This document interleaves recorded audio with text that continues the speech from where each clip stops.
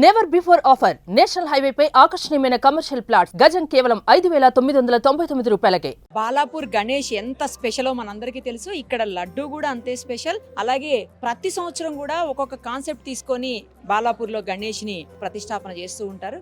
ఈ ఇయర్ వచ్చేసి మనకి స్వర్ణగిరి ఏకంగా బాలాపూర్ స్వర్ణగిరి అని పెట్టేశారు. స్వర్ణగిరి టెంపుల్లో ఎలా అయితే దేవదేవుడు బాలాజీ స్వామి ఇట్లా సైనించి పడుకున్నట్లు ఉంటుందో అలాగా సేమ్ పాల సముద్రం మీద ఉన్నట్లే చేశారు.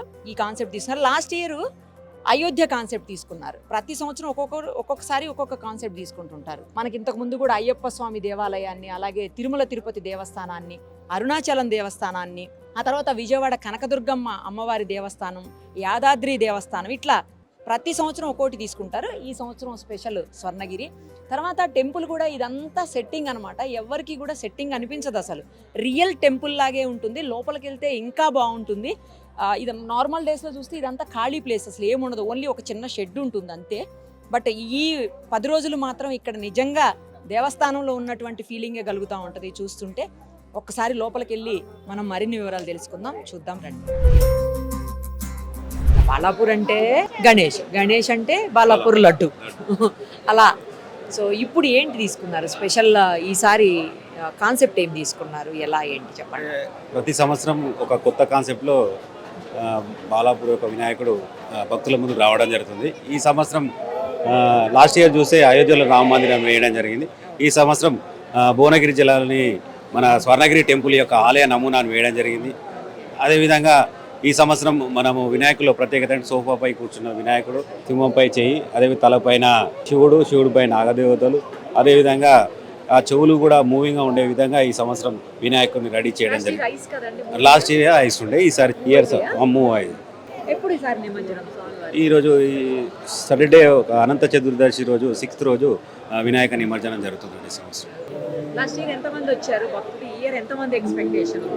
లాస్ట్ ఇయర్ సుమారుగా 8 లక్షల మంది భక్తులు వినాయకుని దర్శించుకోవడం జరిగింది.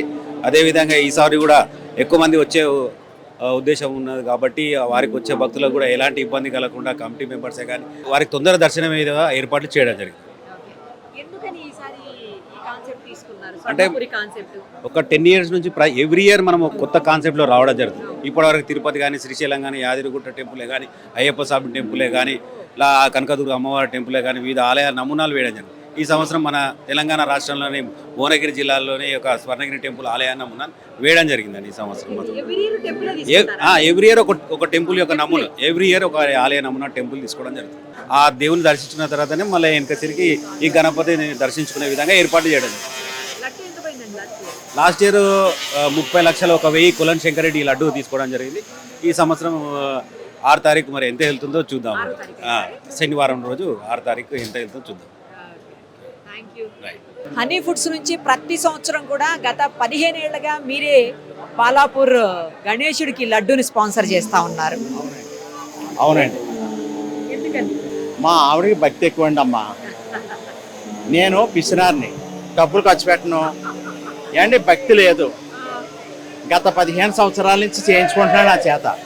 ఆ లడ్డు కూడా మేము చాలా భక్తితోటి మా వర్కర్స్ 5 మంది మాల ధరించి శనగపప్పు మేము దంచుతాం, మంచి నెయ్యితో చేసి చాలా భక్తి శ్రద్ధతో మా ఇంటి దగ్గర కూడా మండపం వేసి తయారు చేస్తాం.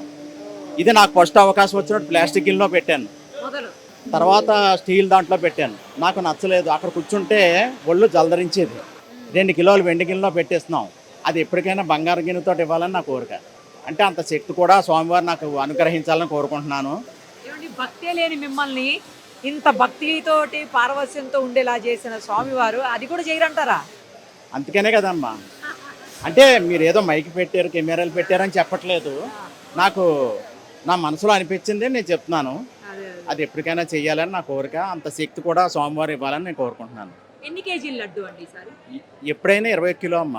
మన కమిటీ వారు అధ్యక్షులు నిరంజన్ రెడ్డి గారు అందరూ కలిపి ఎన్నో సంవత్సరాల నుంచి అంతే ప్రణామంతో అది ఆటలతో వస్తుంది. 20 కిలో మించదు, ఎందుకంటే అది నెత్తి మీద పెట్టుకుని ఊరేగితే వెళ్ళాలి. అందుచేత తీసుకున్న వాళ్ళు కూడా ఇబ్బంది ఉండకూడదు. అది ఎప్పటి నుంచి వారు కూడా సాంప్రదాయంగా వస్తుంది. వారు చెప్పినట్టు మనం చేసిస్తాం. భగవంతుడు ఇస్తున్నాడు కాబట్టి మనం కూడా ఈ స్వామివారికి ఎంత చేసినా తక్కువేనమ్మా. ఇంకా ఏదో చెయ్యాలనిపిస్తుంది. ఎంతమంది తయారు చేశారు లడ్డూలు? ఎన్ని రోజులు పట్టింది మీకు? మాకు ఒక గంట చాలమ్మా. శనగపప్పు ఎండబెడతాం, ఓకే. ఎండబెట్టి దంచి పెట్టుకుంటాం. ఒక రోజు ఒక గంట ముందు చేసి తెచ్చేస్తాం. అంటే అప్పటికప్పుడు చేయొచ్చు, కానీ అది తెచ్చేటప్పుడు కదిలితే మెల్ట్ అయిపోతుంది. అందుకని ముందుగా చేసి ఆరబెట్టి దాని మీద నామాలు అవి పెట్టి, శివుడు మండపం వేశారనుకోండి, అక్కడ శివుడు నామాలు పెడతాం. 3 వెంకటేశ్వర స్వామి మీద పెట్టాం. మామూలు అదృష్టం కాదమ్మా.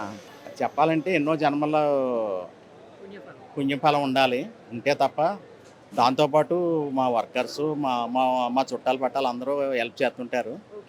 అందరూ భక్తితో చేస్తామమ్మా. అలాగే వీరు కూడా నా సహకారం, ఈ బాలాపూర్ కమిటీ వాళ్ళు, వీళ్ళు కూడా మతాలకి కులాలకి అతీతంగా చేస్తుంటారు. నేను చూస్తుంటాను, చాలా ఇదిగా చేస్తుంటారు. ఆటోమేటిక్ ఈ స్థల ప్రభావం అంతే, ఆటోమేటిక్గా అన్నీ కలిసి వచ్చేస్తుంటాయి. మంచి మండపం, ఇలా మండపం వేసినట్టు ఉండదు, గుడి కట్టినట్టు ఉంటుంది, సెట్ వేసినట్టు ఉండదు. థ్యాంక్ యూ అండి.